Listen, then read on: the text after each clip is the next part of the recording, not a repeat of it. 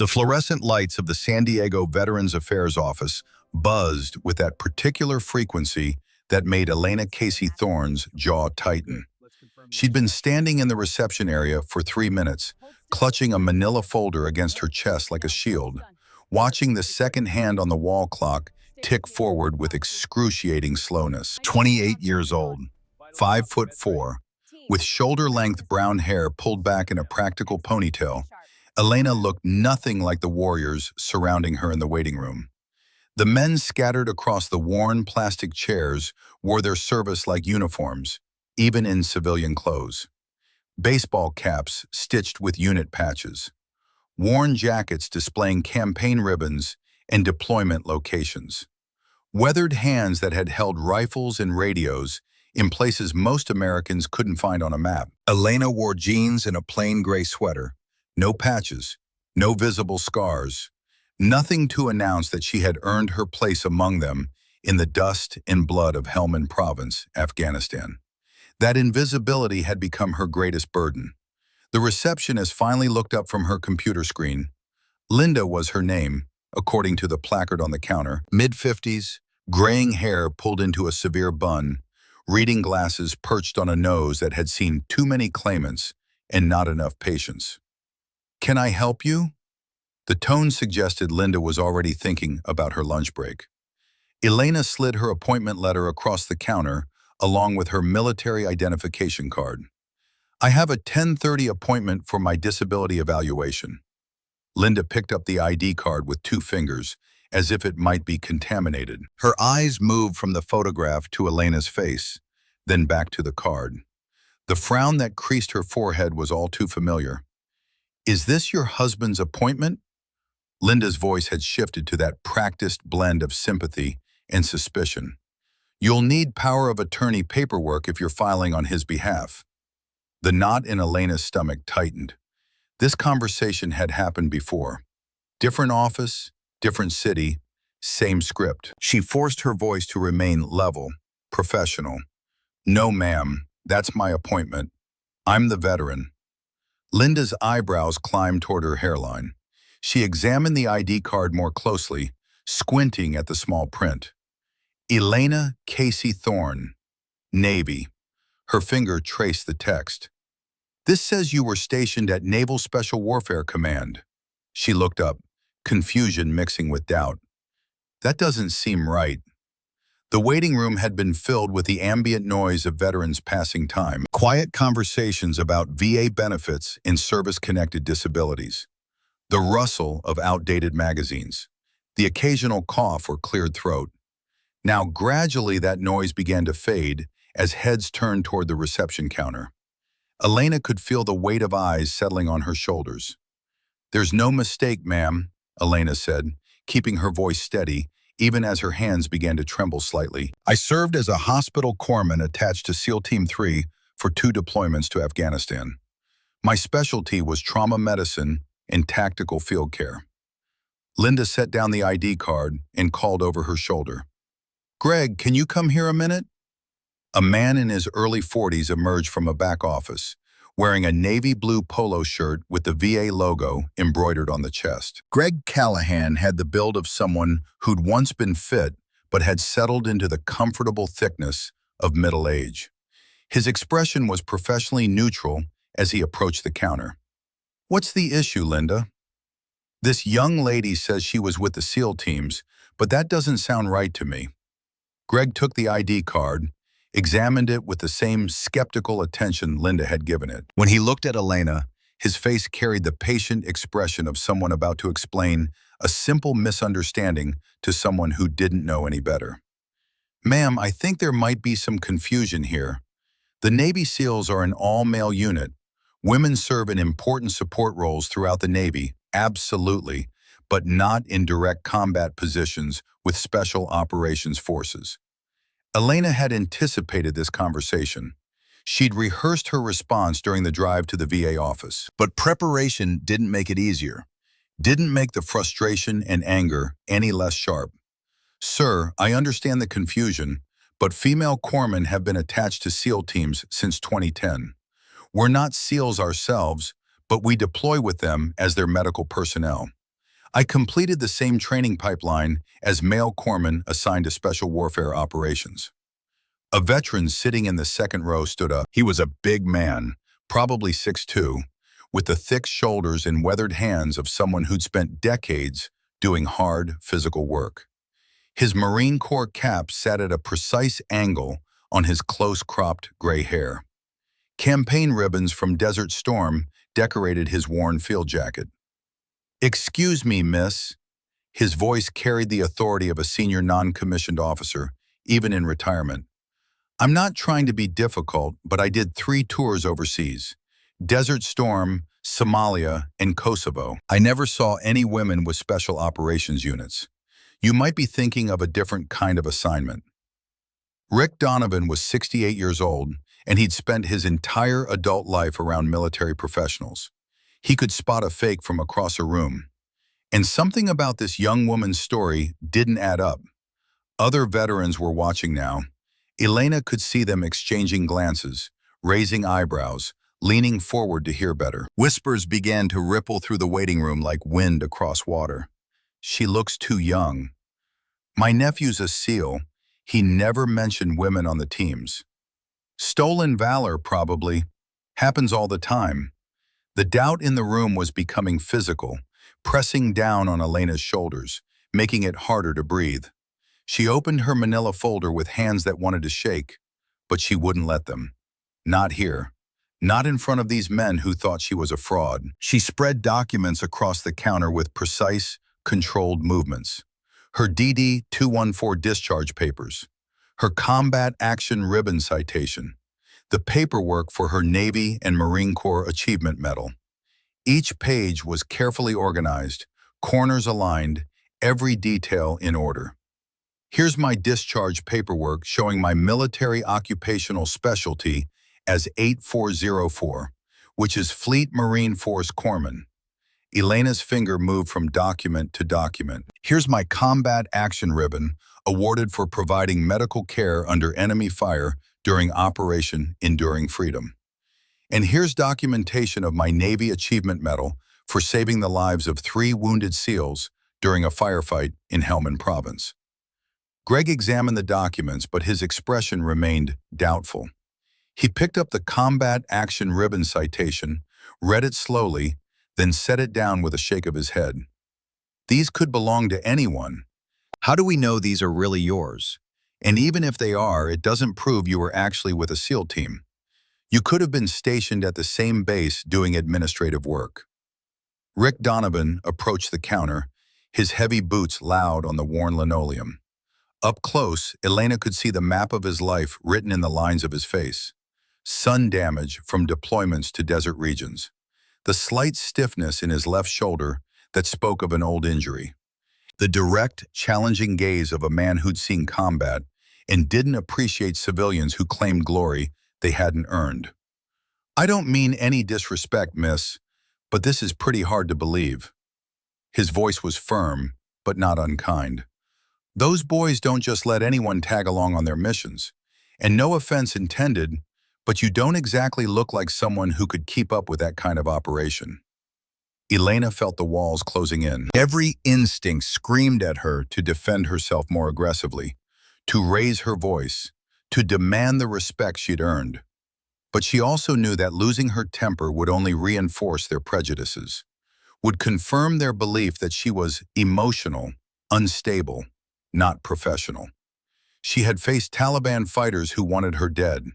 She had treated catastrophic wounds while rounds impacted meters from her position. She had carried wounded teammates across hostile terrain, her own blood mixing with theirs. Yet here, in a government office surrounded by fellow veterans, she felt more challenged than she ever had in combat. The room had grown quieter. More people were tuning into the confrontation at the reception desk. Elena could see the mixture of emotions on the faces around her. Skepticism dominated, but there was also curiosity, and in a few faces, what looked almost like protective concern. Some of these older veterans seemed to genuinely believe they were protecting the integrity of military service by questioning her claims. "Ma'am," Greg's voice had taken on a final, administrative tone, I'm going to need you to provide some additional verification before we can process your claim. Maybe you could bring in someone who served with you, or get a letter from your commanding officer. Without that kind of corroboration, settle down, Marines. The voice came from the corner of the waiting room, near the window where morning sunlight cut through the Venetian blinds in sharp bars of gold. It was gravelly, roughened by decades of tobacco and salt air, but it carried an authority that made everyone in the room go silent. Let the girl speak. The man in the wheelchair by the window hadn't moved, but somehow his presence suddenly dominated the space. Master Chief Daniel Garrett, 72 years old, sat with an oxygen tank beside his chair and a worn Navy jacket across his lap. The jacket was covered in ribbons and patches from a career that had spanned 4 decades and half the world's conflicts. Elena had noticed him when she first entered, the way you notice landmarks in unfamiliar territory. An old sailor, clearly sick, but still watching the world with eyes that missed nothing. Now those eyes were fixed on her with an intensity that made her stand straighter. Bull Garrett wheeled himself forward slowly. The pneumatic tires of his chair whispered against the linoleum. As he moved through the waiting room, other veterans shifted to give him space. Rick Donovan, who'd been challenging Elena with the confidence of a senior NCO, now stood at something close to attention. "Master Chief," Rick said, respect clear in his voice. Bull didn't acknowledge the greeting. His chair came to rest directly in front of the reception counter. Up close, Elena could see that his face was gaunt, skin stretched tight over prominent cheekbones. The cancer was eating him from the inside. But his eyes were sharp as broken glass, and they examined her with the same thoroughness he'd once used to inspect sailors on deck. "Young lady," Bull's voice was quieter now, but no less commanding. "What team were you with?" Elena felt something shift in the room. This wasn't another skeptic trying to catch her in a lie. This was a senior sailor asking a legitimate question, and the weight behind it was entirely different. "SEAL Team 3, Master Chief, Hospital Corpsman 2nd Class. 2 deployments, Helmand Province, 2012 through 2013. Bull's eyes narrowed slightly. Not with doubt, but with the focused attention of someone accessing memories filed away long ago. "March 2013. His voice was quiet enough that people in the back of the room leaned forward to hear. "Village ambush outside Sangin. Operation Vigilant Sentinel. 3 critical casualties extracted under fire." The room went absolutely silent. Elena felt her heart hammering against her ribs. How did he know? That operation had been classified when it happened. Some details had been declassified since, but not many civilians would have access to that information, and certainly not the specific date or operation name. "You..." Elena's voice came out rougher than she intended. She cleared her throat and tried again. "You know about that mission?" Bull's weathered face creased into something that wasn't quite a smile. "I know more than that, Doc Thorne. I was Senior Enlisted Advisor to Naval Personnel Command when your Silver Star recommendation came across my desk in 2013. He paused, and something like pain flickered across his features. "I was on the review board that downgraded it to a Navy Achievement Medal." The silence in the room took on a different quality. No longer the quiet of skepticism, but the stillness of people holding their breath, waiting for the next revelation. Elena stared at the old Master Chief, unable to process what she just heard. This man, this dying sailor in a wheelchair, had been part of the decision that had haunted her for 8 years. He was the reason that the most significant action of her military career had been reduced to a citation that made it sound routine. Anger flared hot in her chest, but before she could speak, Rick Donovan cut in. "With all respect, Master Chief, anyone with access to classified files could know mission details. That still doesn't prove this young lady was actually there." He looked at Elena, and there was something almost apologetic in his expression. "I want to believe you, miss. I really do. But we've all met people who make false claims about military service. Without proof..." "She has proof," Bull interrupted. His eyes hadn't left Elena's face. The kind of proof that can't be faked, bought, or stolen. He turned his wheelchair slightly to address the room. Doc Thorne here has documentation that was written on her body by the men she served with. A permanent record that tells a story no forger could fake. Greg Callahan leaned forward over the counter. What are you talking about? What kind of documentation? Bull looked back at Elena. When he spoke, his voice was gentler. That's not my story to tell, Doc. The question is whether you're willing to show them. I know what I read in the after-action reports. I know what Chief Kincaid wrote about your team marking you as family.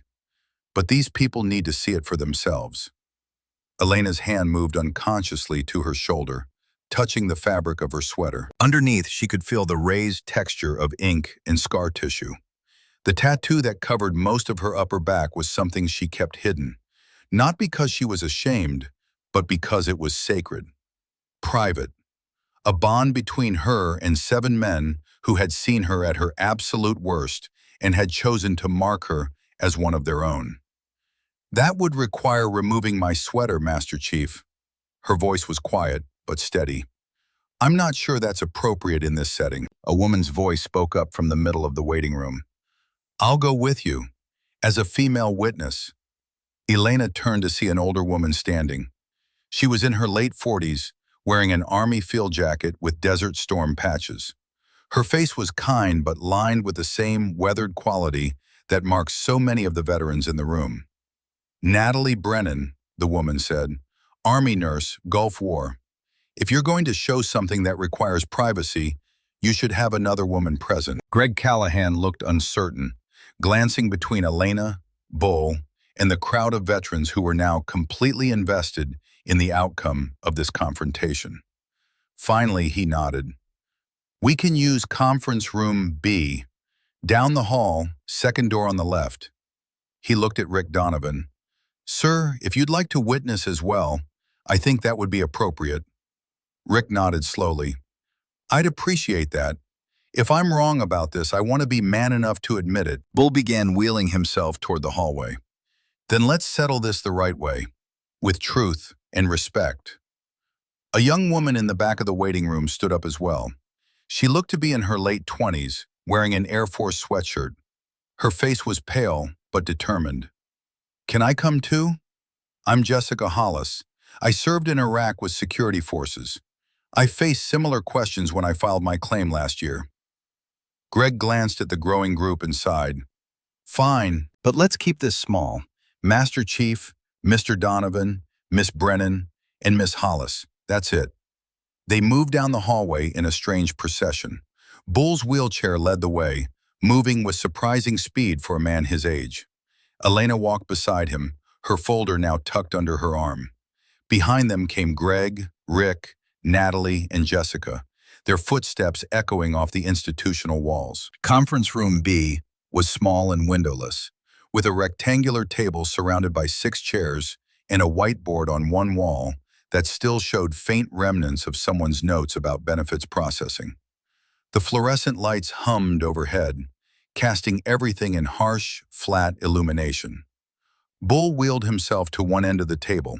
The others arranged themselves around the room, giving Elena space but watching intently. Rick Donovan stood near the door, arms crossed over his chest, his expression still skeptical but no longer hostile.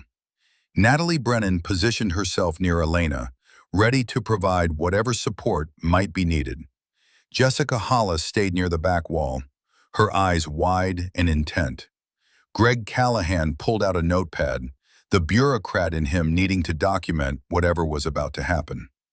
Elena stood at the head of the table, her hands moving to the hem of her gray sweater. She paused, looking at each person in the room. What you're about to see was created at Forward Operating Base Leatherneck in Afghanistan, 1 week after the mission Master Chief Garrett mentioned. My team insisted on doing it themselves. They said it had to come from the team family, not an outsider. She lifted the sweater up and over her head, then turned around slowly, presenting her back to the room. The silence that followed was absolute. The tattoo covered most of Elena's upper back, from her shoulder blades down to just above her waistline. It wasn't the polished, professional work you'd find in an expensive American tattoo parlor. The line work was rougher, more organic, done with improvised equipment under difficult conditions. But that roughness only added to its authenticity, its raw power. The centerpiece was a detailed medical cross, rendered in stark black ink, but it was surrounded by elements that transformed it from a simple symbol into a complex narrative.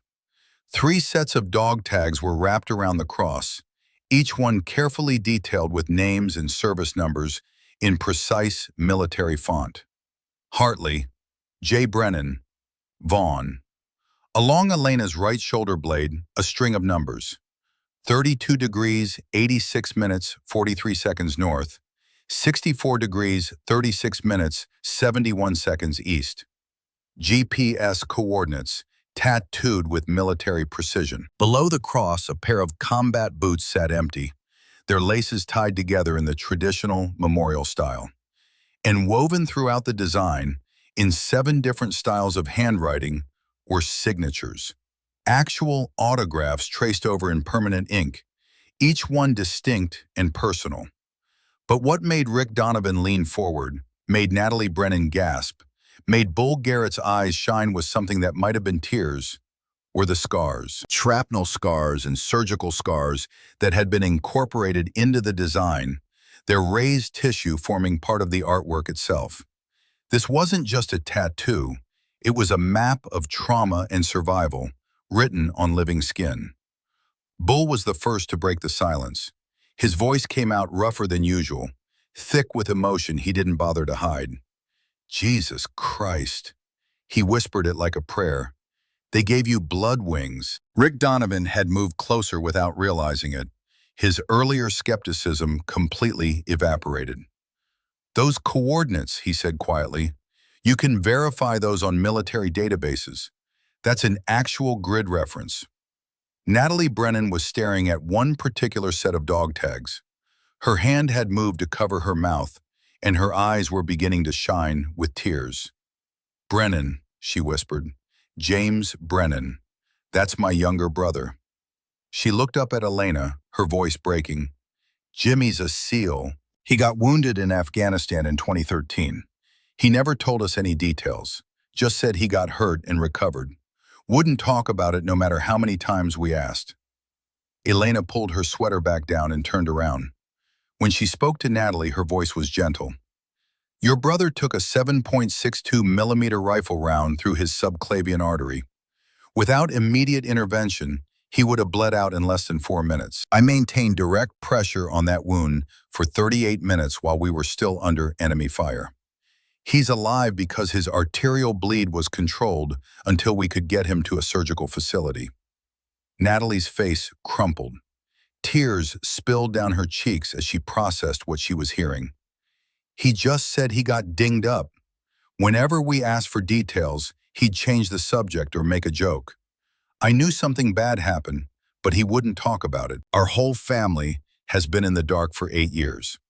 Rick Donovan was still staring at Elena, but his expression had transformed completely. Those coordinates, he said slowly. I was stationed at Camp Leatherneck when a medevac helicopter came in with 3 critical SEAL casualties. March of 2013.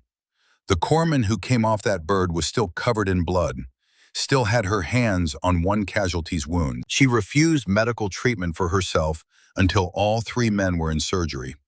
He stopped, his weathered face working through the memory. That was you.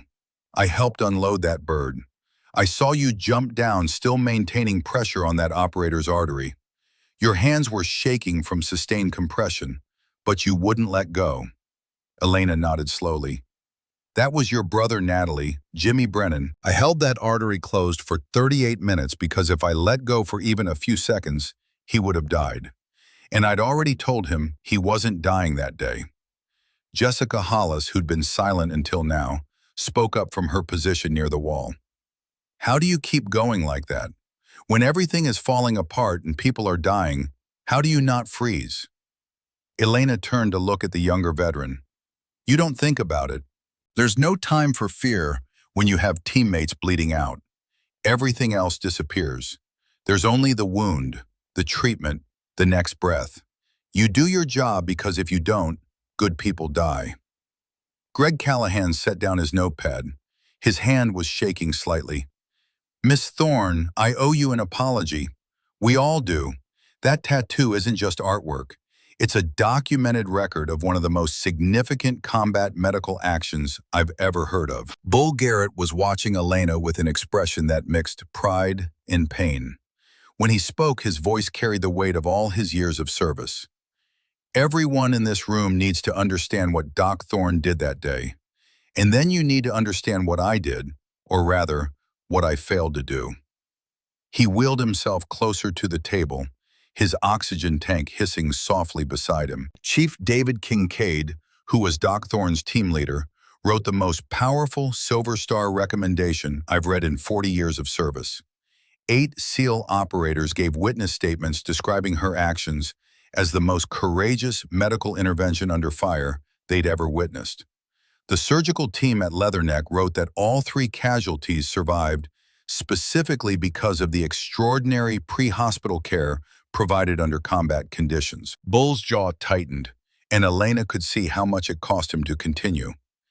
And I was part of the review board that downgraded that Silver Star to a Navy Achievement Medal. Not because her actions didn't merit the higher award, but because one senior officer on the board argued that awarding a Silver Star to a female corpsman in 2013 would create political complications, would set a precedent that might cause controversy. The shame in his voice was palpable. I didn't fight hard enough against that reasoning. I voted with the majority. We put politics ahead of honor, and I've carried that failure for 8 years. Rick Donovan stepped forward and extended his hand to Elena. His face was serious, his voice formal. Ma'am, I owe you an apology, not just for doubting your service, but for not recognizing genuine heroism when it was standing right in front of me. What you did out there, that's what we mean when we talk about courage and sacrifice. Elena shook his hand firmly. His grip was strong, his palm rough with decades of hard work. No apology necessary, sir. You were protecting the integrity of military service. That's exactly what I'd expect from a Marine. Bull wasn't finished. Doc, there's something else you need to know. After I retired from active duty, I started digging into other award reviews from that same time period. Captain Harold Westfield was the senior officer who argued most strongly for downgrading your Silver Star. And I found a pattern. He pulled a worn folder from a bag hanging on his wheelchair. Between 2011 and 2014, Westfield reviewed combat award recommendations for 7 female service members. All of them described extraordinary actions under fire. All of them were downgraded to lesser awards. Your case wasn't isolated, it was systematic. The room fell silent as people processed this information. Natalie Brennan spoke first, her voice tight with controlled anger. So, my brother almost died, was saved by this woman's courage, and then the military bureaucracy decided her heroism didn't deserve full recognition because she was female? That's not just wrong, that's disgraceful. Greg Callahan was frantically making notes. This needs to go higher, way higher. If there's a documented pattern of gender bias in award reviews, the Navy needs to know about it. Bull nodded.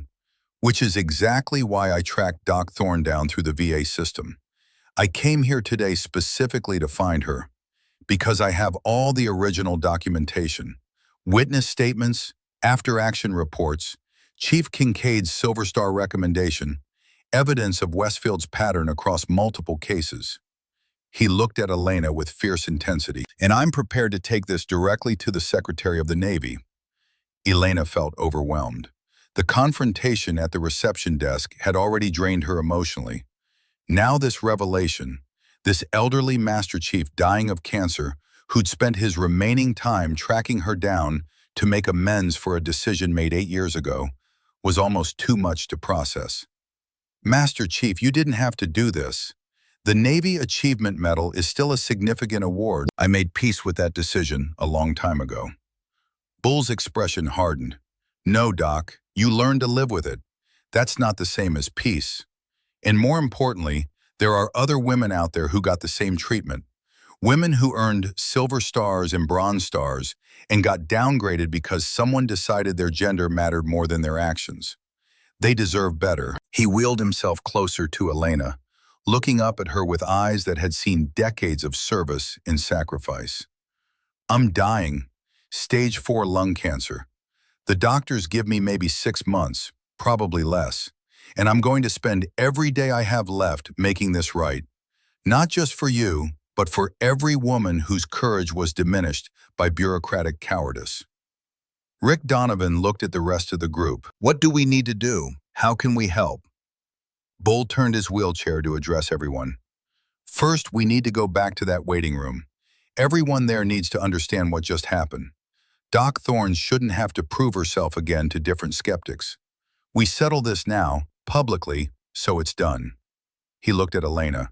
But only if you're willing, Doc. This is your story, your truth. I won't push you into anything. Elena thought about all the times she'd been questioned, doubted, forced to justify her service. Thought about the other women Bull had mentioned, the ones who'd also been diminished by bias in politics. Thought about young women considering military service who needed to know that their contributions would be valued. She touched her shoulder, feeling the tattoo underneath her sweater. 7 signatures of men who trusted her with their lives. Rick Donovan followed close behind, his earlier skepticism transformed into protective solidarity. Natalie Brennan walked with tears still on her face, finally understanding what had happened to her brother 8 years ago. Jessica Hollis brought up the rear, her expression showing something like hope for the first time since she'd entered the VA office. The waiting room fell silent as they entered. Every veteran who'd been present for the initial confrontation was still there, joined by a few others who'd come in during the interim. The tension was palpable as people waited to see how this drama would resolve. Bull wheeled himself to the center of the room and turned to face the assembled veterans. When he spoke, his voice carried the authority of 4 decades in uniform. Listen up, everyone. I'm Master Chief Daniel Garrett, U.S. Navy, retired. 40. She showed us proof that can't be faked or bought. A tattoo created by her SEAL team in Afghanistan, marked with GPS coordinates, dates, and the signatures of the men whose lives she saved. I was at Camp Leatherneck when those casualties came in. I helped unload that medevac bird. And I'm here to tell you that this woman earned every bit of respect we can give her. Natalie Brennan's voice was thick with emotion. One of the men she saved is my younger brother. I spent 8 years not knowing who brought him home alive. Now I know, and I'm grateful beyond words. An older Navy veteran wearing a USS Enterprise cap stood up slowly.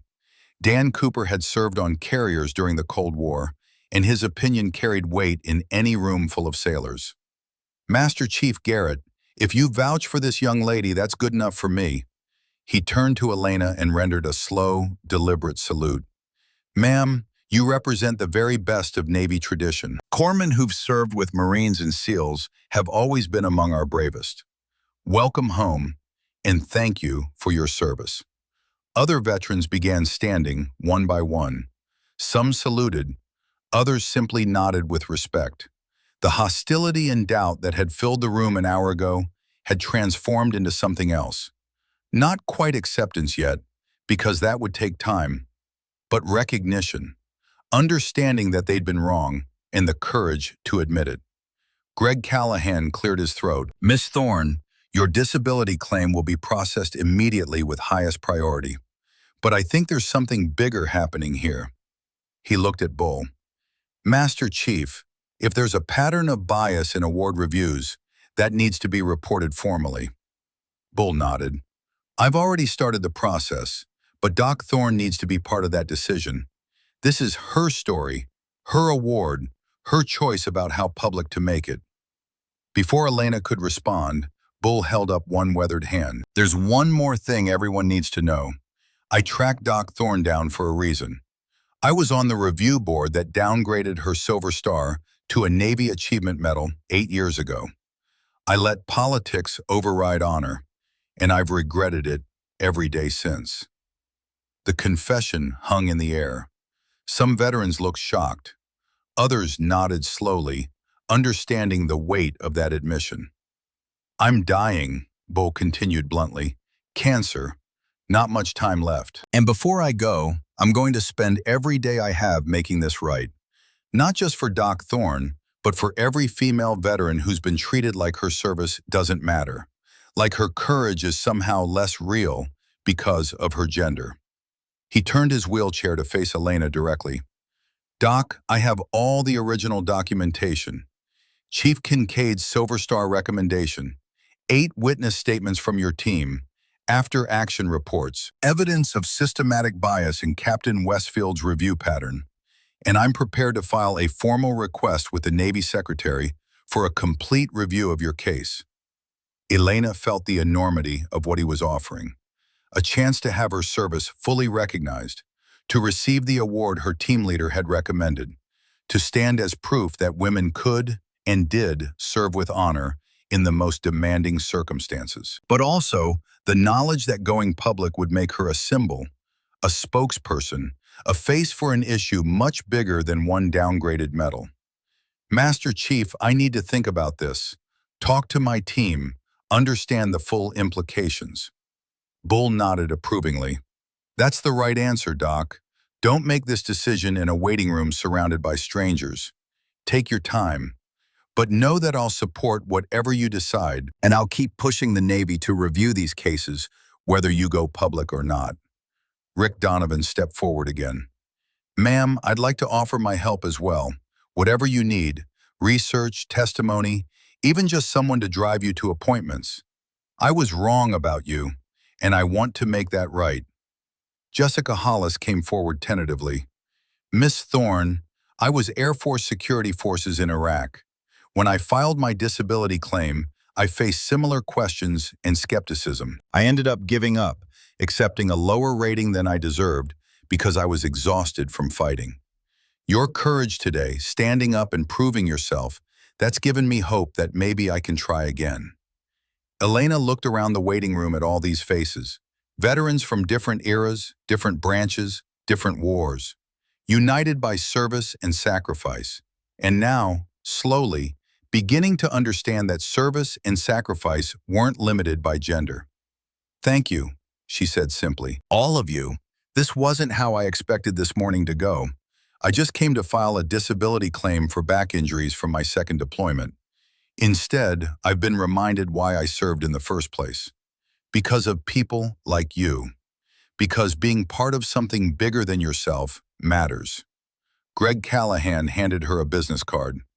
Miss Thorne, I want to personally handle your case from here forward, and I want to make sure you're connected with all available resources for your injuries. Have you been getting treatment through the VA Medical Center? I see a neurologist for chronic headaches, and I'm in physical therapy for 3 herniated discs. The process has been challenging, but I'm managing. We'll make it less challenging, Greg promised. Consider your claim priority status as of right now. Bull wheeled up beside Elena one more time. Doc, I'm going to make some calls tonight.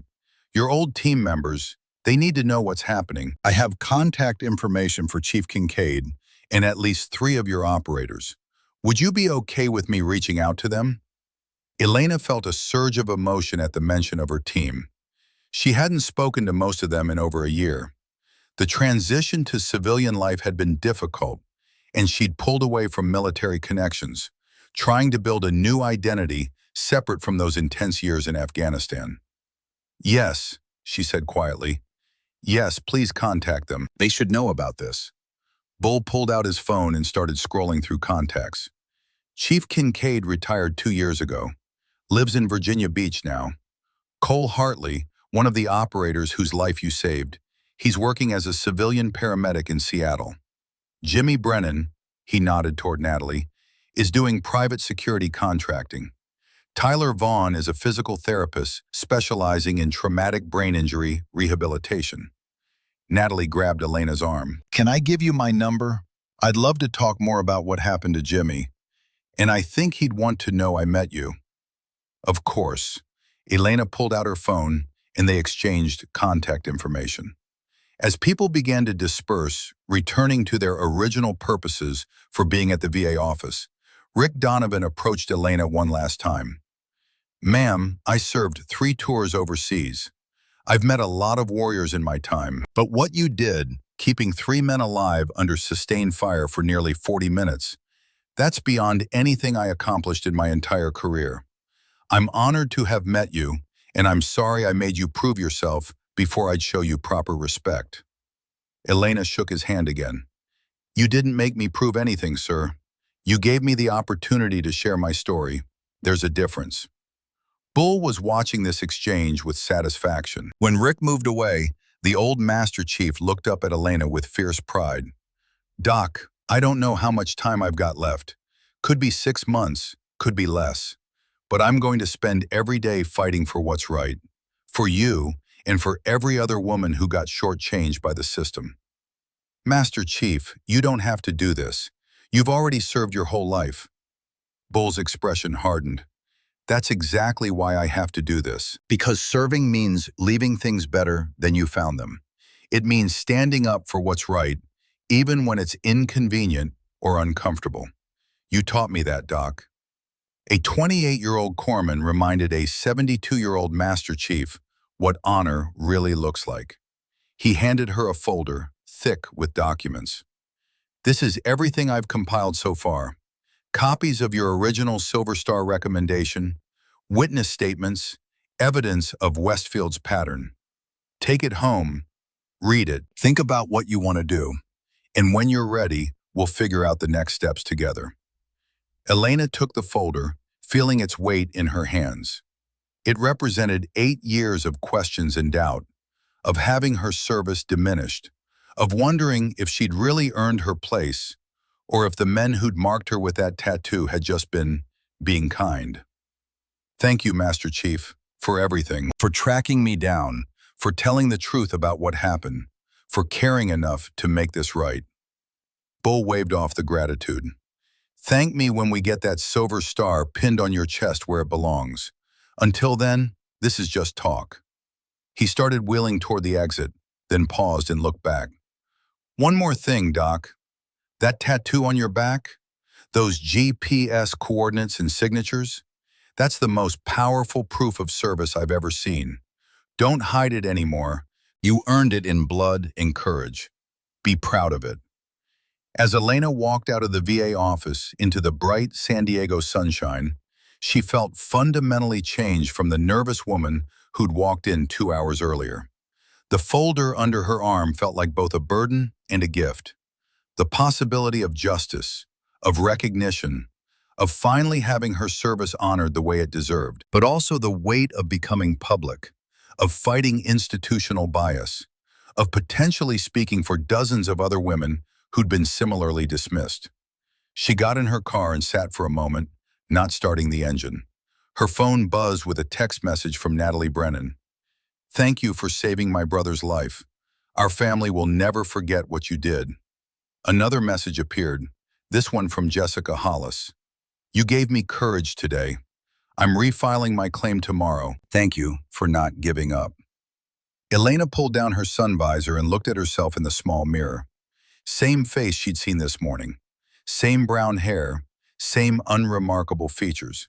But something in her eyes had changed.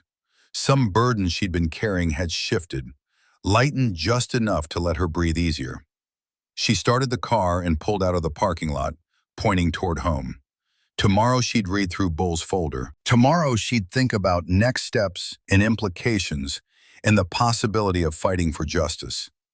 But today, for the first time in 8 years, someone had believed her story without reservation. Someone had stood up and said her service mattered. Her courage was real. Her sacrifice deserved recognition. Master Chief Daniel Garrett, dying of cancer at 72, had given her something more valuable than any medal. He'd given her validation. Proof that she hadn't been wrong to feel diminished by that downgraded award. Proof that the men who'd marked her back with permanent ink had been right to call her one of their own. As she drove through San Diego traffic, Elena touched her shoulder reflexively. Under her sweater, under the fabric and skin, 7 signatures were written in permanent ink. GPS coordinates, marking the place where she'd proven her worth. A medical cross surrounded by symbols of sacrifice and brotherhood. They'd asked for proof.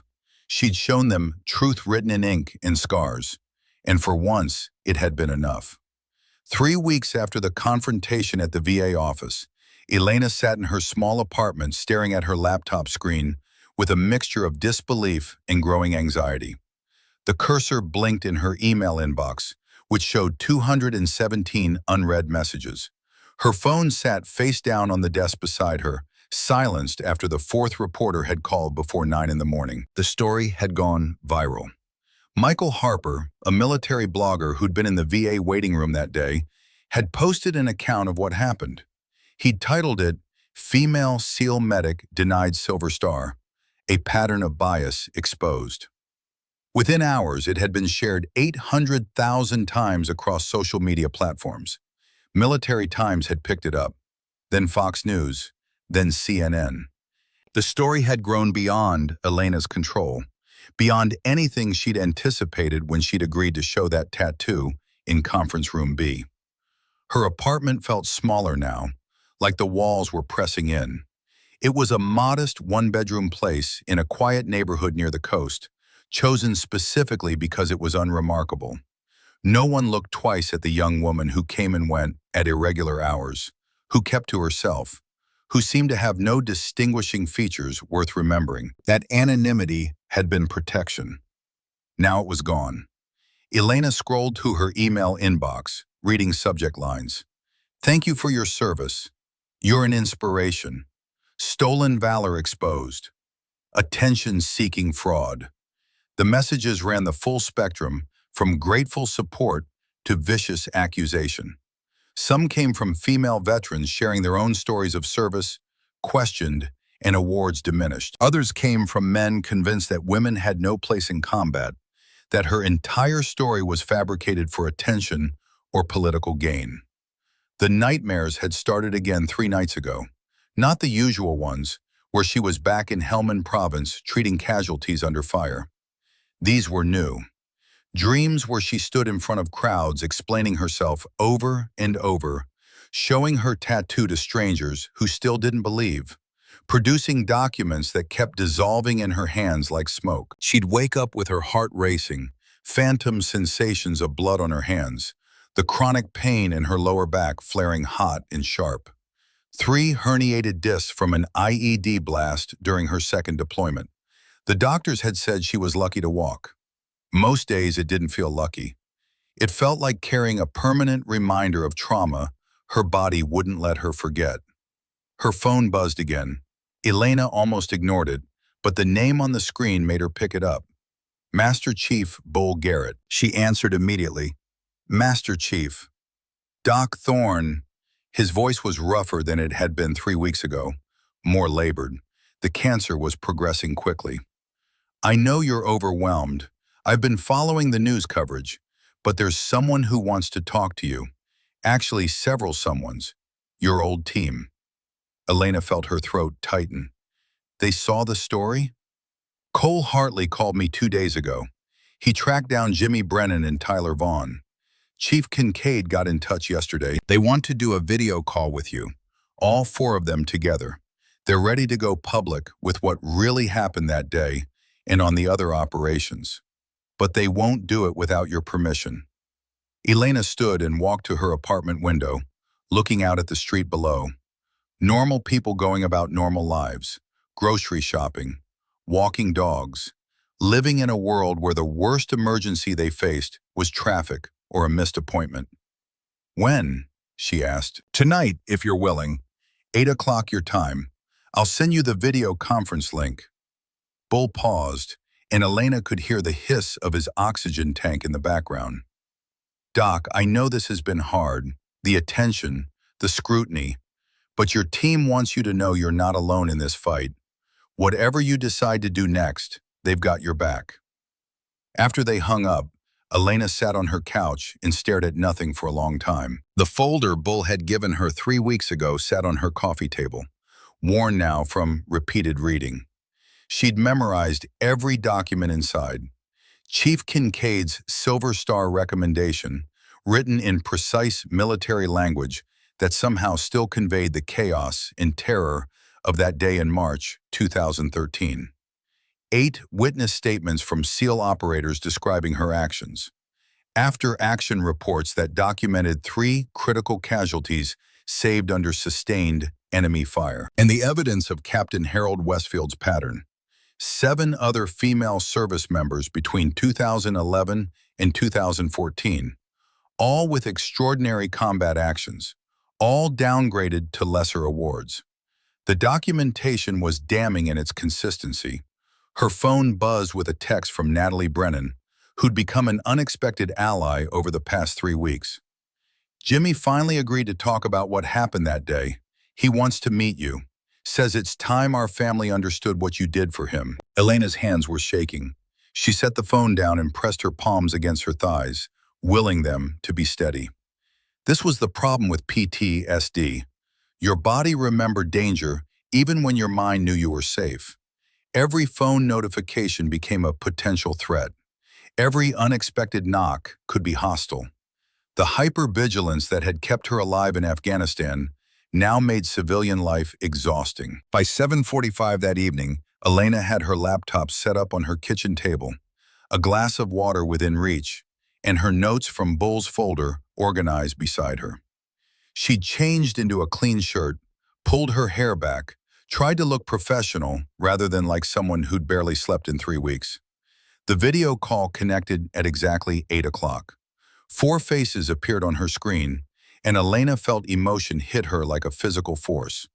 She hadn't seen these men in over a year, had pulled away from military connections deliberately, trying to build a civilian identity separate from those intense years of service.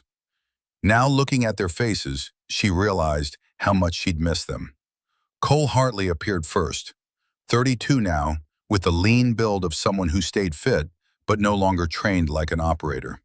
His hair was longer than military standards, and he wore a civilian paramedic uniform. The easy smile she remembered was still there, but his eyes looked older. "Doc Thorne," his voice carried genuine warmth. "It's been too long." James Brennan came next.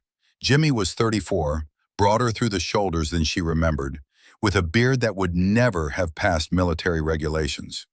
He wore a contractor's casual confidence, but his eyes softened when he looked at her. "Doctor, I heard you met my sister Natalie. She finally knows the full story of what happened to me. Our whole family does now. Thank you for that." Tyler Vaughn appeared third, 33, with wire-rimmed glasses he definitely hadn't worn during their deployments together. He'd always been the quietest of the 3 casualties from that March day, thoughtful and deliberate. The traumatic brain injury had ended his SEAL career, but he'd rebuilt his life as a physical therapist specializing in TBI rehabilitation. "Hey, Doc, good to see your face again." Finally, Chief Petty Officer David Kincaid, 48, retired from the Navy but still carrying himself with command presence. His hair was graying at the temples, and he'd put on maybe 10 pounds, but his eyes were the same sharp assessment tool that had evaluated every situation they'd faced together. "Doc Thorne, the team's been talking. We need to discuss what's happening and what we're going to do about it." Elena found her voice, though it came out rougher than she'd intended. "It's good to see all of you. I'm sorry I've been out of touch." Cole waved that off. "We understand transition. Every one of us struggled with it.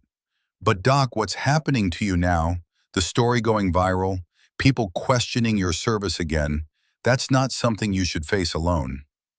Chief Kincaid leaned forward, his face filling more of the screen. "Doc, Master Chief Garrett sent me the documentation. Your original Silver Star recommendation, the witness statements, the pattern of bias in Westfield's reviews. I want you to know that every word I wrote in that recommendation was true. You earned that Silver Star. You earned it in blood, in courage, and skill that saved 3 lives. Jimmy's voice was tight with emotion. Doc, there's something I never told you. When I was bleeding out that day, going into shock, I was sure I was dying. I kept thinking about my family, about Natalie and my parents, about all the things I'd never get to do. And then I heard your voice, calm, certain, telling me I wasn't dying today. That voice is what kept me anchored. He paused, composing himself. You gave me 30 more years with my family. I got to meet my nieces. I walked Natalie down the aisle at her wedding. I've had a whole life because you wouldn't let me die. And then the Navy decided your actions didn't merit full recognition because you're a woman? That's not just wrong, that's obscene. Tyler spoke quietly.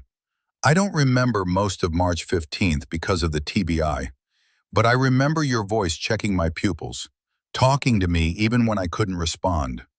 The docs at Leatherneck told me later that your neuro assessments during transport probably saved me from permanent brain damage. You knew exactly what to watch for and how to manage it under impossible conditions. Cole's expression had turned serious. Doc, we've been talking as a team. There's more to your story than just March 15th. The Navy just declassified 2 other operations we were on together. Remember the IED strike on our convoy in August 2013? Elena felt her back spasm at the memory. The one that gave me the herniated discs. You treated 4 casualties while you had 3 herniated discs and a concussion. You refused evacuation until everyone else was stable. That's not in any official report because the mission was classified at the time, but it needs to be part of this story. Chief Kincaid pulled out a folder of his own. I've been keeping personal records, Doc, combat logs that were too detailed for official reports. You saved lives on at least 6 separate operations during your deployments with us. March 15th was the most dramatic, but it wasn't the only time you performed under extraordinary circumstances. Jimmy leaned closer to his camera. There was that night patrol where you talked down that Taliban fighter. Kid couldn't have been more than 16. You recognized he was terrified, that he was being forced to fight. You spoke to him in Pashto, convinced him to surrender peacefully. That kid's alive because of your judgment, and we avoided a firefight that could have killed civilians. That was just good tactical sense, Elena said quietly. Killing a scared teenager doesn't make anyone safer. Exactly, Chief Kincaid replied. That's the kind of judgment that made you irreplaceable on our team. Medical expertise is crucial, but knowing when not to use violence, understanding the human dynamics of a situation, that's what separated you from good corpsmen and made you exceptional. Tyler adjusted his glasses. Doc, we want to go public with all of this. We want to testify about your actions, about why Chief Kincaid recommended you for a Silver Star, about the pattern of other missions where you saved lives. But we won't do it without your permission. This is your story, your choice. Elena felt the weight of that choice pressing down on her shoulders. Going public meant more scrutiny, more questions, potentially more attacks from people who didn't believe women belonged in combat. But it also meant standing up for every female veteran who'd been similarly dismissed. It meant using her platform to create change. There's something you all need to know, she said slowly. Master Chief Garrett found evidence that Captain Westfield downgraded awards for 6 other women besides me. Army medics, Air Force personnel, Marines, all between 2011 and 2014, all with extraordinary combat actions that got reduced to lesser recognition. If we go public with my story, it needs to be part of a larger conversation about systemic bias. Cole nodded approvingly. That's leadership thinking, Doc. Not just fighting for yourself, but for everyone who got the same treatment. A new voice joined the call. Bull Garrett's face appeared in a smaller window at the bottom of the screen. He looked worse than he had 3 weeks ago, the cancer visibly consuming him. But his eyes were still sharp. Sorry to interrupt, but I've got news. I filed a formal request with the Navy Secretary's office for a complete review of Doc Thorne's Silver Star recommendation. Got a response today. He paused for effect. Lieutenant Commander Patricia Dawson from Naval Personnel Command will be contacting you directly, Doc. They want to expedite the review process. Timeline is approximately 3 weeks. Elena felt her heart rate spike. 3 weeks? What does that mean? It means the Navy is taking this seriously. The viral attention created political pressure. Congress started asking questions. The Secretary wants to get ahead of the story by addressing it properly. Bull's expression hardened. But there's a condition. They want you to participate in a public ceremony, press coverage, official statement about recognizing female combat veterans. You'd become the face of this issue. Chief Kincaid spoke before Elena could respond. Doc, we'll be there. All of us. If you're going to stand in front of cameras and tell this story, your team will stand beside you. Jimmy nodded. Natalie wants to come too. She's been talking to our parents, other family members. They all want to be there to honor the person who saved my life. I'll take time off work, Cole said. This is more important than any shift I could cover. Tyler was already pulling up a calendar on his phone. Just tell me when and where. Elena looked at the 4 faces on her screen, men she'd served with in the most intense circumstances imaginable. Men who'd seen her at her worst and best, who'd trusted her with their lives and marked her body as proof of that trust. Men who were willing to stand publicly beside her, even when it meant reliving trauma they'd rather forget. There's something else, Bull said quietly. Captain Westfield, the officer who downgraded your award, he's requested permission to attend the ceremony. Says he wants to make a public statement. The Navy is asking if you're comfortable with that. Elena felt anger flash hot in her chest. The man who decided her courage didn't merit full recognition now wanted to be part of the story? To somehow insert himself into her moment of vindication. But then she thought about what Master Chief Garrett had said 3 weeks ago, that this was bigger than one downgraded medal, that there were other women who deserved recognition. That systemic change required confronting the people who'd created the system. Let him come, she said. If he wants to speak, he should have that opportunity. Truth needs to be heard from all sides. Chief Kincaid looked surprised but impressed. That takes courage, Doc. Facing the man who diminished your service. It's not about courage. It's about giving him the chance to do what's right. If he wants to apologize, if he wants to acknowledge the pattern of bias, that helps everyone. If he wants to defend his decisions, that tells people who he really is. Either way, truth wins. Bull was nodding slowly. You've grown, Doc. When I met you 3 weeks ago, you were defensive, trying to prove yourself. Now you're thinking strategically about larger implications. That's leadership maturity. Cole grinned. Chief Kincaid always said you had command potential. Guess he was right. They talked for another hour, planning logistics and discussing strategy. Chief Kincaid would gather all his personal combat logs and additional documentation. Cole, Jimmy, and Tyler would each write detailed statements about specific incidents beyond March 15th. Bull would continue coordinating with Naval Personnel Command, and Elena would prepare herself mentally for what was coming. When the call finally ended, Elena sat in her kitchen, feeling fundamentally different than she had an hour earlier. The isolation and anxiety that had plagued her for 3 weeks hadn't disappeared, but they'd been joined by something else. Purpose. Support. The knowledge that she wasn't fighting this battle alone. Her phone buzzed with a text from Rick Donovan, the Marine veteran who challenged her at the VA office. Saw the news coverage. Want you to know I'm helping Master Chief Garrett coordinate with veteran advocacy groups. We're building support for your ceremony and for reviewing other cases. You've got allies, ma'am. Another message came from Jessica Hollis. I refiled my disability claim today. Used your story as motivation. Already getting better treatment from VA staff. Thank you for showing me it's worth fighting. Elena walked to her bathroom and stood in front of the mirror. She turned around and lifted her shirt, craning her neck to see the tattoo that had started all of this. The GPS coordinates, the 7 signatures, the medical cross surrounded by symbols of sacrifice. For 8 years, she'd hidden this mark, kept it private because it felt too personal, too sacred to share with people who hadn't earned the right to see it. But now it had become public, a symbol not just of her service, but of every woman who'd served in combat and been told their contributions didn't matter. Her phone rang. Unknown number. Elena almost didn't answer, but something made her pick up. "Miss Thorne, this is Lieutenant Commander Patricia Dawson, Naval Personnel Command." Elena's hand tightened on the phone. "Yes, ma'am. I've been assigned to review your Silver Star recommendation.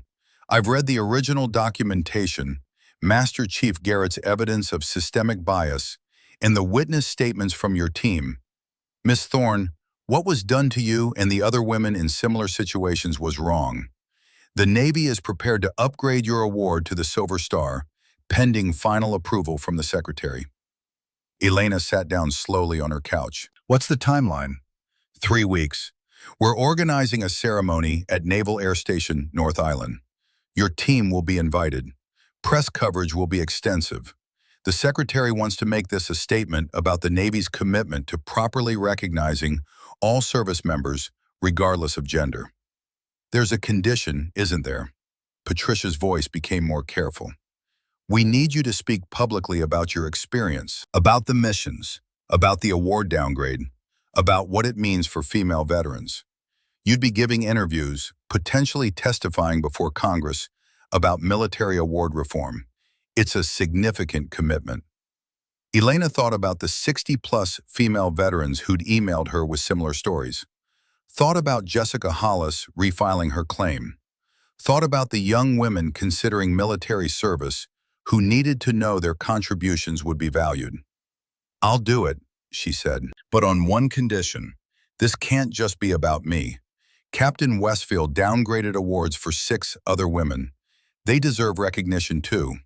If I'm going to be the face of this issue, we need to address the pattern, not just my individual case." There was a pause on the other end of the line.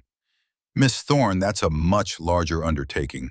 Reviewing multiple cases, tracking down service members who may have separated years ago, building documentation for each one. Then it's a good thing Master Chief Garrett already started that process. He has the documentation. We have the evidence. The question is whether the Navy is committed to actually fixing the problem or just managing the public relations fallout from my story." Patricia's voice changed, taking on a note of respect. "You're right. And for what it's worth, there are a lot of people at Personnel Command who agree with you. Let me discuss this with the Secretary's office. But Miss Thorne, be prepared for significant media attention. Your story is already viral. When we announce the Silver Star ceremony, it's going to intensify." After they hung up, Elena sat in the growing darkness of her apartment. She hadn't turned on the lights, and shadows were creeping across the walls. Outside, the sounds of normal evening activities continued. Cars passing, neighbors coming home from work, dogs barking. She pulled up her email and started composing a message to the 60-plus female veterans who'd contacted her. "I'm moving forward with a public ceremony to receive the Silver Star that was downgraded 8 years ago. But I want this to be about all of us, not just my individual case. If you're willing to share your stories, to be part of pushing for systemic change, please let me know. We're stronger together." Her phone buzzed with a text from Bull Garrett. "Patricia Dawson just called me. Said you impressed her with your strategic thinking. Doc, you're not just fighting for a medal anymore. You're building a movement. Proud of you." Elena looked at the folder on her coffee table one more time. 8 years of diminished recognition. 8 years of having her service questioned. 8 years of wondering if the men who'd marked her body had been right to trust her. Now, finally, she had the chance to prove that their trust had been justified. Not just to herself, but to everyone who'd ever doubted that women could serve with honor in the most demanding circumstances. Her back spasmed again, the chronic pain flaring. She took 2 ibuprofen and sat back down, accepting that sleep would be difficult tonight. The nightmares would come. The anxiety would spike. Her body would continue carrying trauma her mind had tried to process. But for the first time in 3 weeks, Elena felt something other than overwhelm. She felt ready. 3 weeks until the ceremony. 3 weeks to prepare herself mentally. 3 weeks to gather her team, build her case, and stand in front of cameras to tell a truth that needed to be heard. She touched her shoulder, feeling the raised texture of ink and scar tissue underneath her shirt. 7 signatures of men who'd never doubted her. GPS coordinates marking the place where she'd proven her worth. They'd asked for proof. She'd shown them truth that couldn't be erased. Now she'd show them what came next. Recognition, justice, and change for every woman who'd walked this path after her. Elena stood and turned on the lights in her apartment, pulled out her laptop and started making notes. If she was going to tell this story properly, she needed to organize it. The missions beyond March 15th, the pattern of bias, the other women who deserve recognition, the systemic changes needed to prevent this from happening again. Her phone buzzed with another text, this one from Chief Kincaid. Got confirmation from Cole, Jimmy, and Tyler. We'll all be at North Island in 3 weeks. Doc, we had your back in Afghanistan.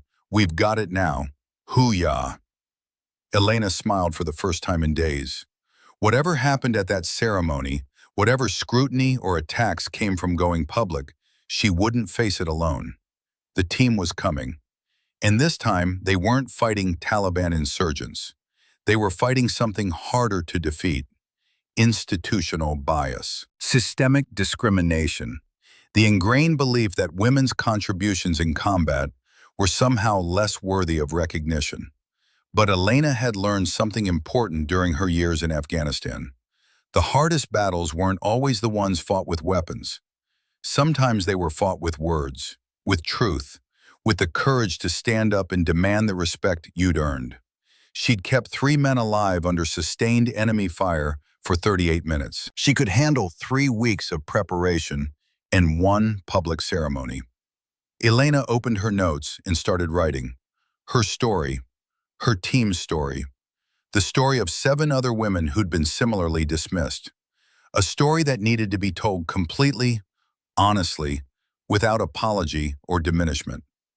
Outside, night had fully fallen over San Diego. But inside Elena's apartment, the lights were bright. She had work to do, a ceremony to prepare for, a truth to tell, and 3 weeks to transform from a victim of systemic bias into an advocate for change. The tattoo on her back carried the proof of what she'd done. Now she'd provide the testimony to make sure it mattered. 3 weeks, then everything would change. The morning sun cut through the windows of Naval Air Station North Island's main hangar with surgical precision, illuminating dust motes that floated in the air like golden snow. Elena Casey Thorne stood backstage in her dress blue uniform, her hands gripping the edges of a small wooden box that contained the silver star she hadn't yet earned the right to wear. Her hands were shaking, not the tremor of fear, but the fine vibration of adrenaline meeting exhaustion. She'd slept maybe 3 hours last night, her mind cycling through the speech she'd prepared, discarded, and rewritten 4 times. Through the gap in the curtain, she could see the hangar filling with people. 600 chairs arranged in precise military rows. Media cameras positioned at strategic angles.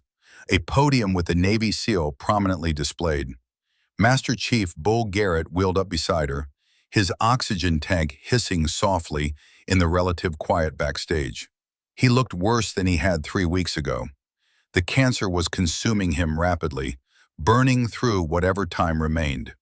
His dress uniform hung loose on a frame that had lost perhaps 20 pounds. But his eyes were still sharp, still assessing, still carrying 4 decades of command presence. Nervous, Doc? His voice was rougher now, each word requiring effort. Elena tried to smile. Terrified.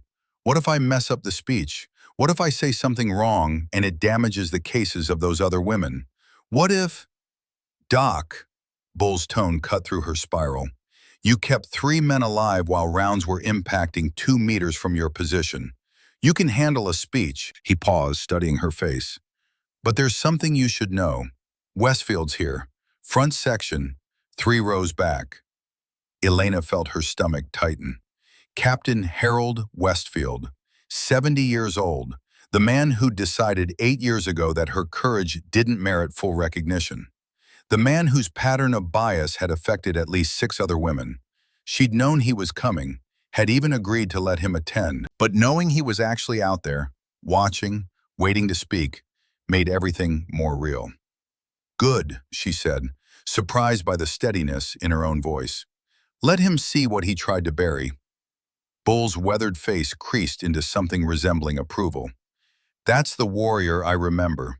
He reached into his jacket and pulled out a folded paper, his hands shaking slightly from the cancer's toll. "This is what matters today, Doc. Not my condition, not Westfield, just you, your team, and the truth." He handed her the paper. 47 names, 47 women counting on you to tell their story too. Elena unfolded the paper with trembling fingers. 47 names, ranks, units, awards that had been diminished. Army medics who'd saved lives in Fallujah. Air Force security forces who'd held defensive positions in Bagram. Navy corpsmen who'd deployed with Marine reconnaissance units. Each name represented a woman who'd served with courage and been told it wasn't quite enough. "They're counting on you, Doc, not just to get your Silver Star, but to tell the truth about what happened to all of them. That's bigger than one medal. That's about changing a system that failed dozens of warriors." Through the curtain gap, Elena could see her SEAL team filing into the front row. Cole Hartley, clean-shaven and uncomfortable in his dress blues, looking like he'd rather be anywhere else. James Brennan, broad-shouldered and solid, his sister Natalie beside him with their entire family filling the row behind. Tyler Vaughn, still thin from his TBI recovery, but standing straight and proud. And Chief Petty Officer David Kincaid, retired now but wearing his uniform like he'd never left the service, his bearing still carrying command authority. 4 other SEAL operators from her deployment filled the remaining seats in that front row. 8 men total. Her team, her brothers, the ones who'd signed her back with Sharpies and watched as a tattoo gun traced their signatures into permanent ink. Behind them, Rick Donovan sat in his Marine field jacket, the skeptic who'd become an ally. Jessica Hollis, the young Air Force veteran who'd found courage to refile her claim. Greg Callahan from the VA, who'd expedited her case. And scattered throughout the crowd, at least 50 women wearing various military uniforms or veteran jackets. The female combat veterans who'd reached out after her story went viral, who were now part of a movement they hadn't planned but desperately needed. And 3 rows back, sitting alone, Captain Harold Westfield. 70 years old, ramrod straight in his dress uniform, his face carefully neutral. Elena couldn't read his expression from this distance, but she could feel the weight of his presence like pressure against her chest. A Navy lieutenant commander approached. Patricia Dawson, the officer who'd been coordinating the ceremony, carried a clipboard and wore an expression of controlled chaos. "Miss Thorne, we're ready to begin. The Secretary of the Navy will speak first, then we'll read the citation, then your team members will give their testimonies, and finally you'll speak. Are you ready?" Elena looked at Bull, who nodded once. Looked through the curtain at her team, looked down at the list of 47 names in her hand. "Yes, ma'am, I'm ready." The ceremony began with military precision. The Secretary of the Navy, a career officer with iron gray hair and 3 rows of ribbons, stepped to the podium and addressed the crowd with the practiced ease of someone comfortable with cameras and consequence. "We are gathered today to correct an injustice that occurred 8 years ago. Hospital Corpsman Second Class Elena Casey Thorne displayed extraordinary heroism on March 15, 2013, in Helmand Province, Afghanistan. Her actions on that day and on numerous other operations merited recognition at the highest level. That recognition was unjustly denied due to institutional bias. Today we rectify that failure." The formal citation was read aloud, each word carefully chosen to convey the scope of what Elena had done. Sustained enemy fire from multiple positions, 3 critical casualties treated simultaneously, 38 minutes of continuous medical intervention while personally exposed to hostile fire, actions that directly resulted in 3 lives saved and mission success. Elena stood at attention beside the podium, her eyes fixed on a point in the middle distance, using every bit of military bearing she'd ever learned to keep her emotions controlled. The words washed over her like water, familiar because she'd read the citation a dozen times in Bull's folder, but different now because they were being spoken publicly, officially, becoming part of the permanent record. Then Chief Kincaid stepped to the microphone, and everything became more personal. In 22 years with Naval Special Warfare, I served with hundreds of corpsmen. Doc Thorne was the best I ever worked with. His voice carried through the hangar with absolute certainty.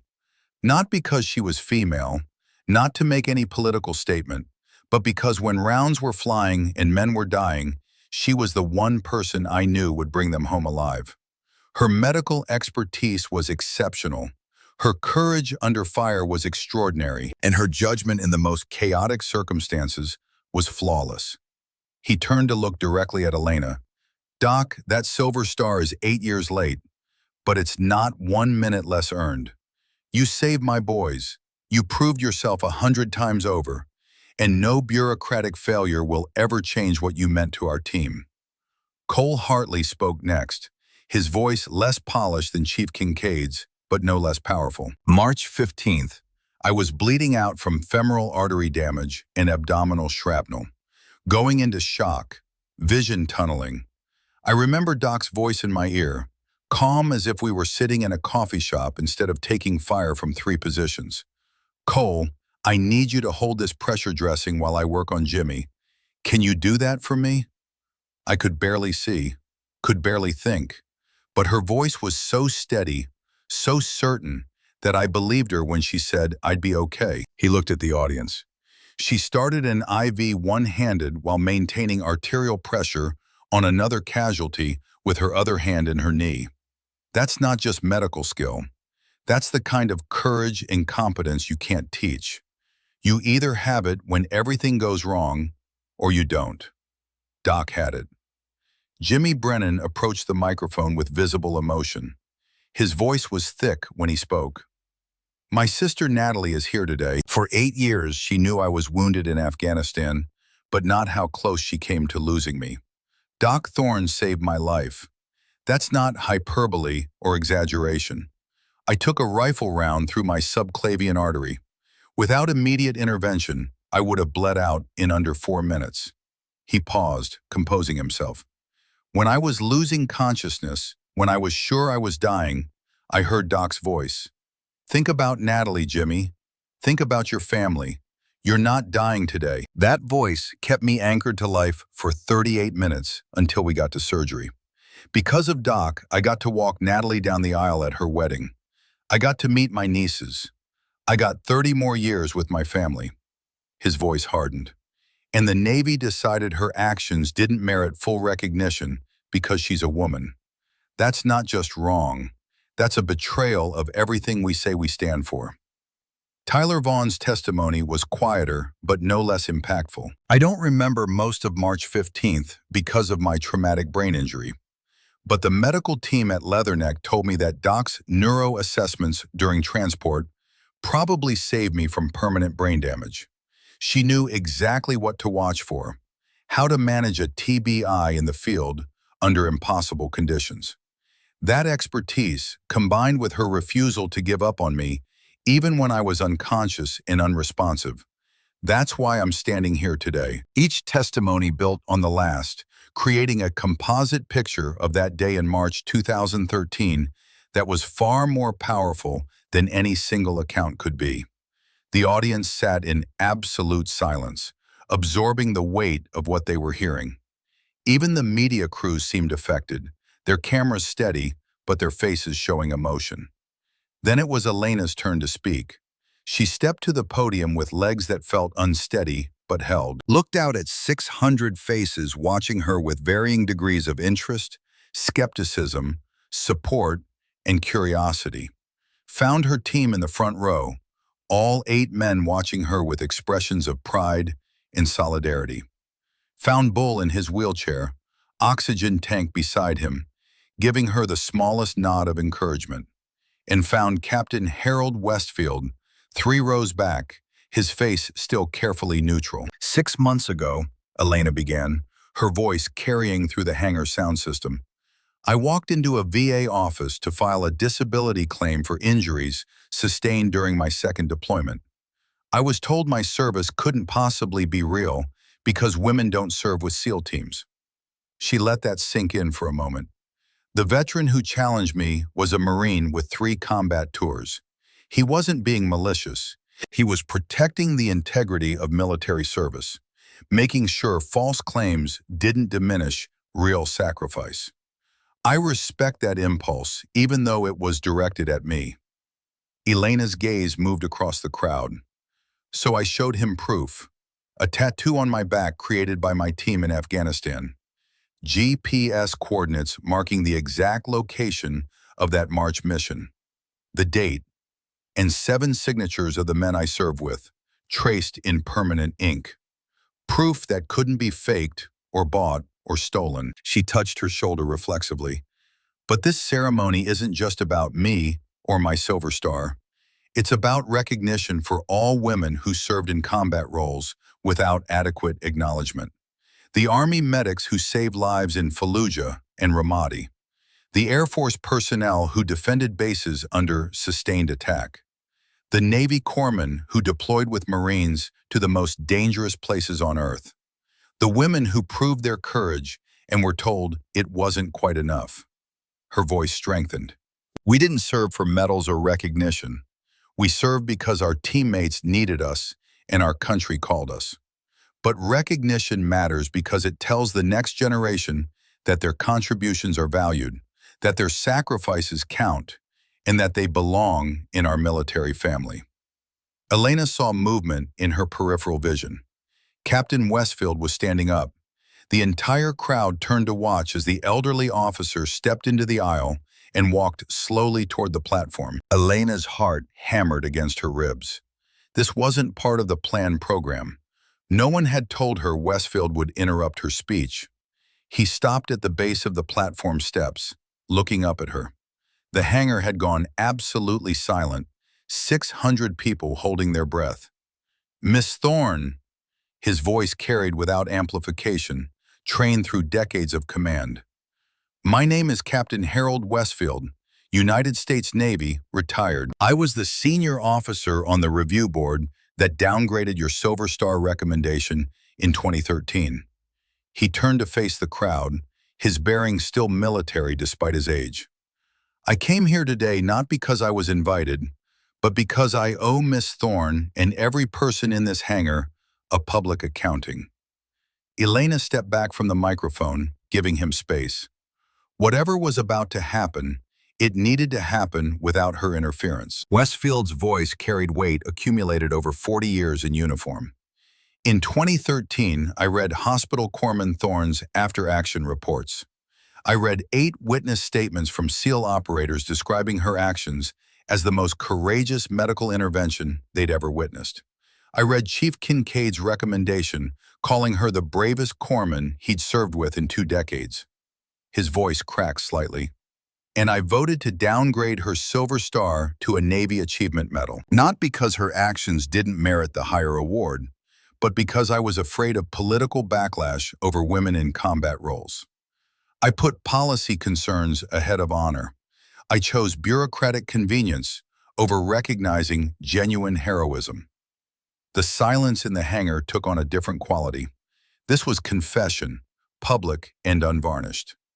Master Chief Garrett's investigation revealed that I did the same thing to 6 other women between 2011 and 2014. 6 heroes whose extraordinary actions were reduced to lesser awards because I was more concerned about controversy than courage.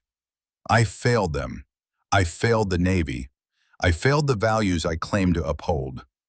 Westfield turned back to Elena, and she could see tears in his eyes.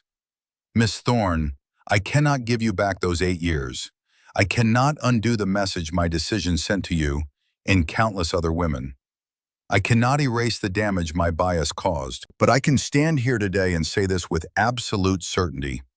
You earned this silver star. You earned it with blood, skill, and valor that exceeded most operators I ever evaluated.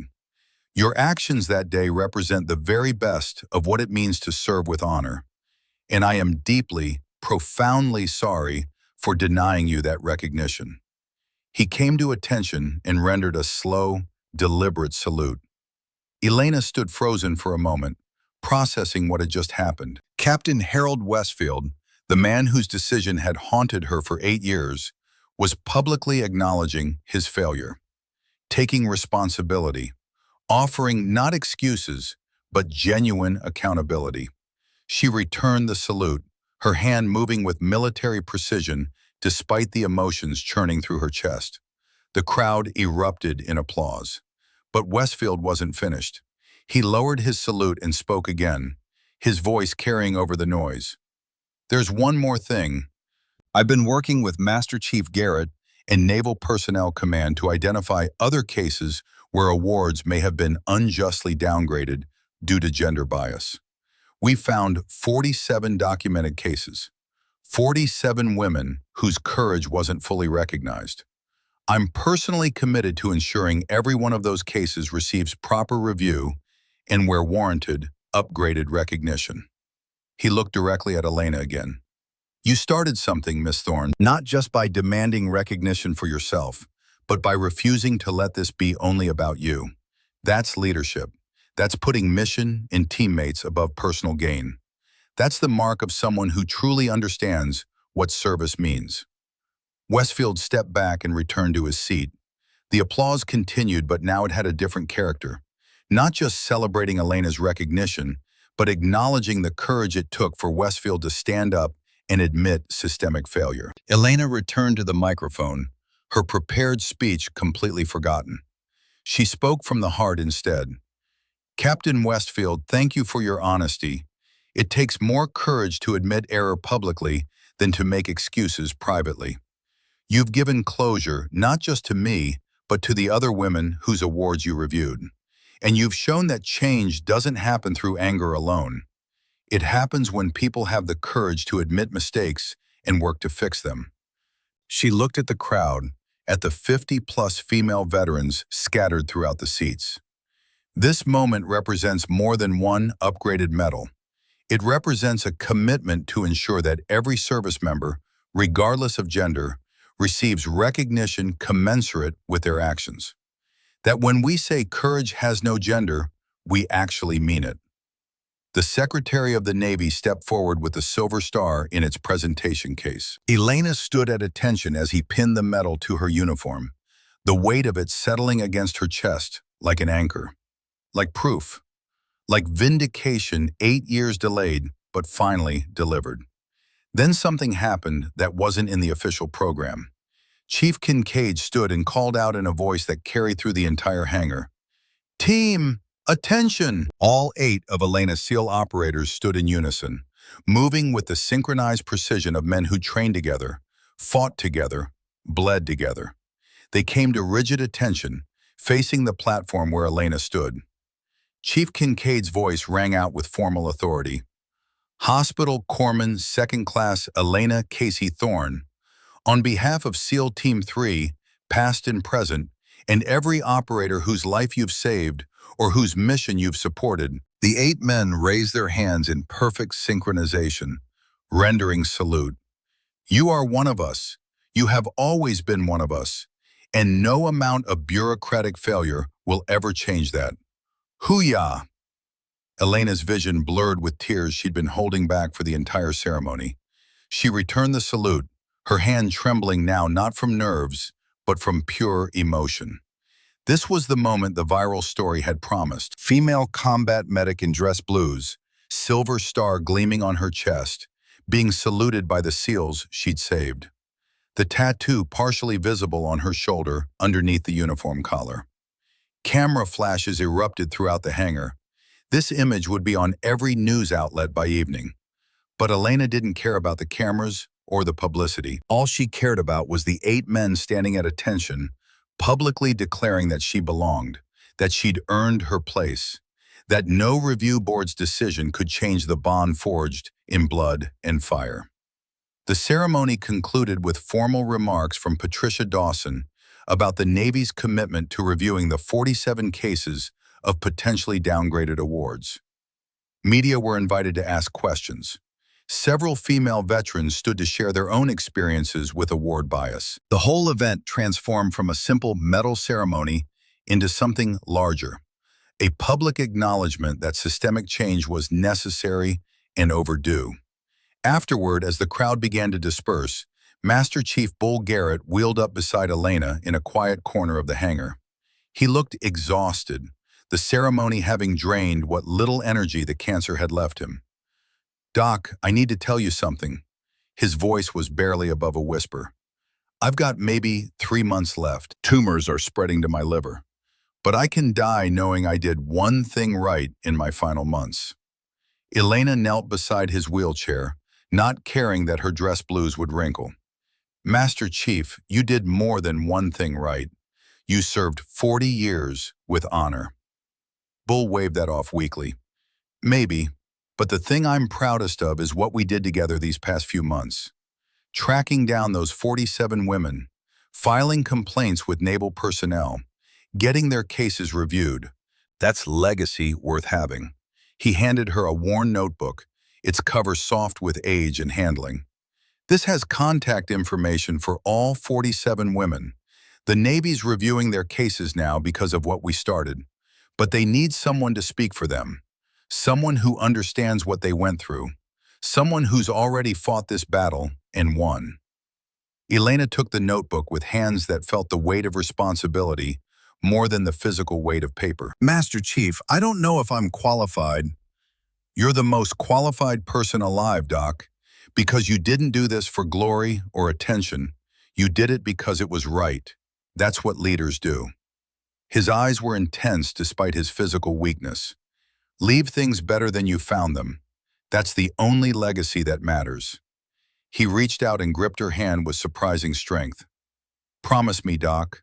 Promise you'll fight for them the way you fought for yourself. Promise you'll use this platform to create real change, not just accept recognition and move on."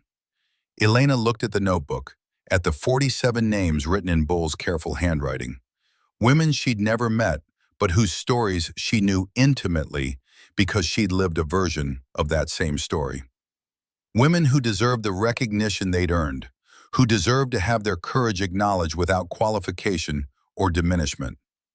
"I promise, Master Chief, for you and for every woman on this list, we'll make sure their service is properly honored." Bull's weathered face creased into a smile. "That's my Doc, always thinking about the mission, about the team, about leaving things better."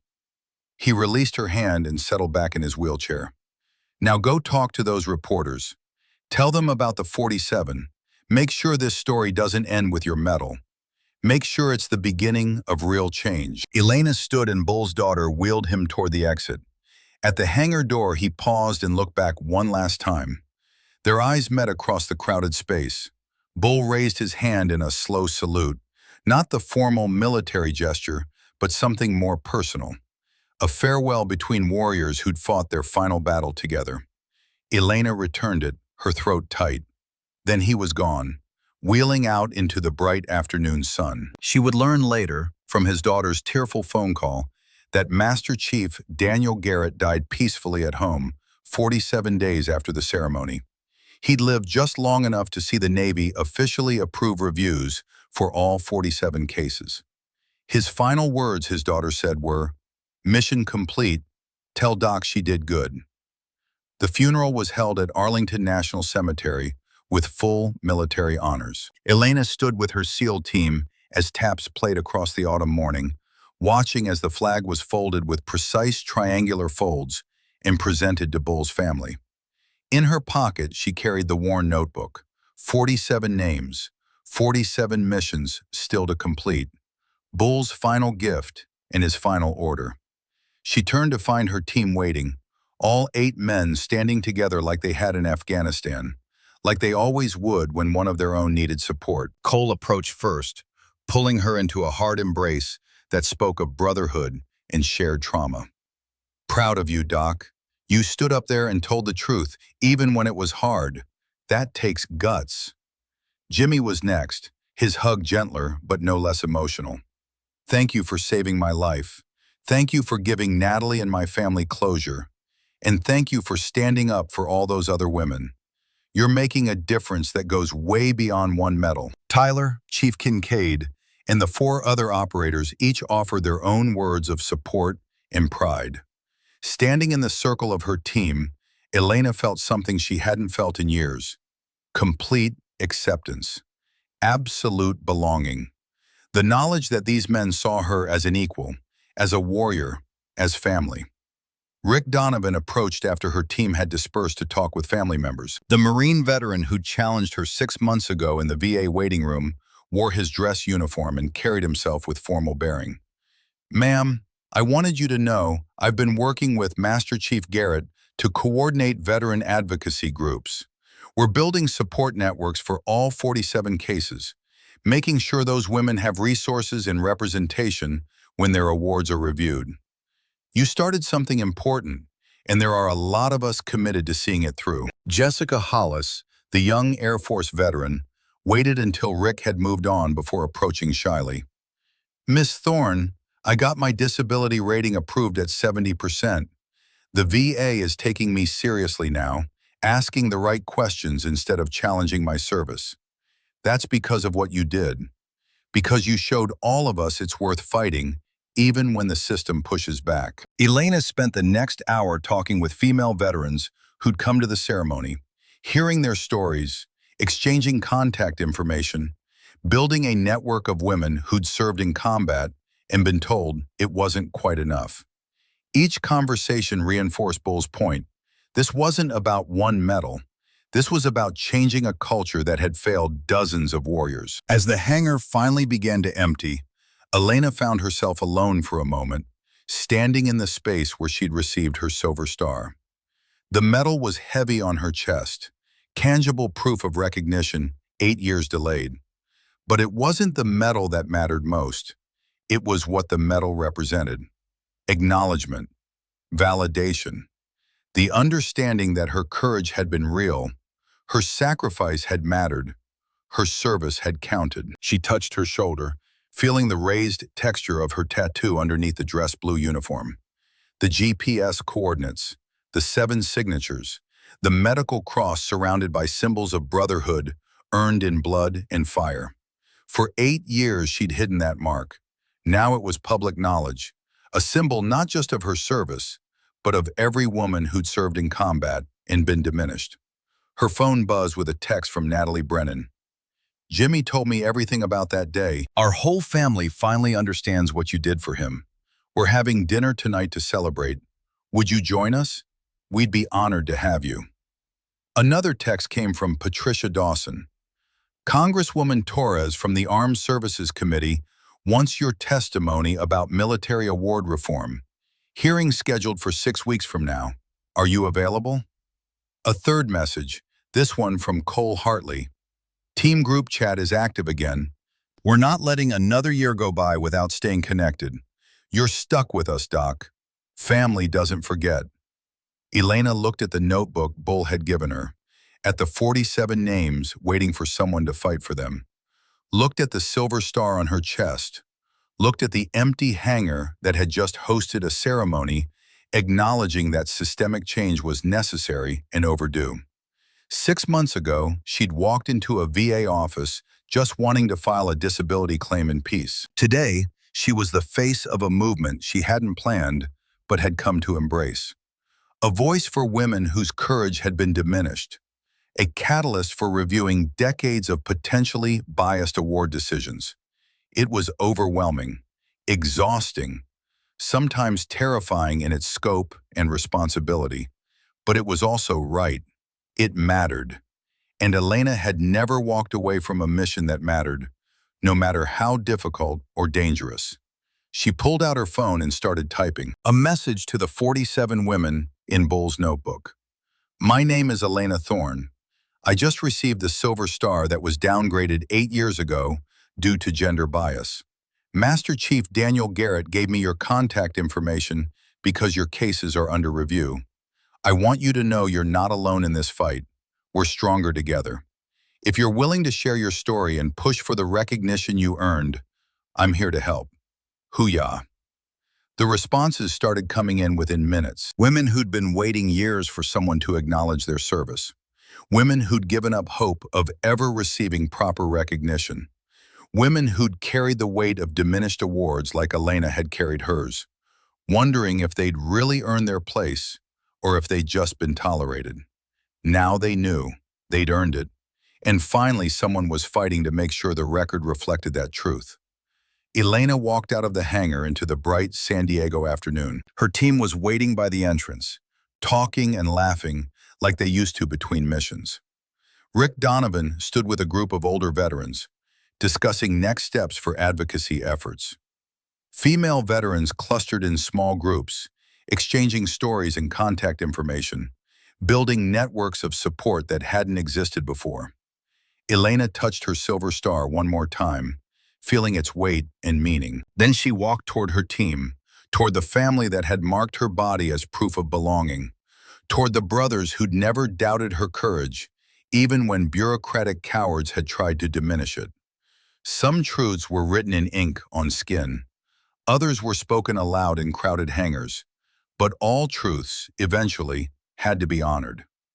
Elena Casey Thorne had proven her courage in blood and fire. Now she'd proven that speaking truth to power, standing up for principle, and refusing to accept injustice could change not just one person's story, but the entire narrative around women in combat and their rightful place in military history. The fight wasn't over. 47 cases still needed review. Systemic bias still needed dismantling. Congressional testimony still needed delivering. But today, for the first time in 8 years, Elena wore the recognition she'd earned. And she wore it not just for herself, but for every woman who'd come before and every woman who'd come after. The tattoo on her back carried proof of what she'd done. The Silver Star on her chest carried proof that truth, eventually, prevails. And the notebook in her hand carried proof that one person's courage could spark a movement that changed everything. Elena joined her team, and together they walked into whatever came next. Ready, united, unbreakable.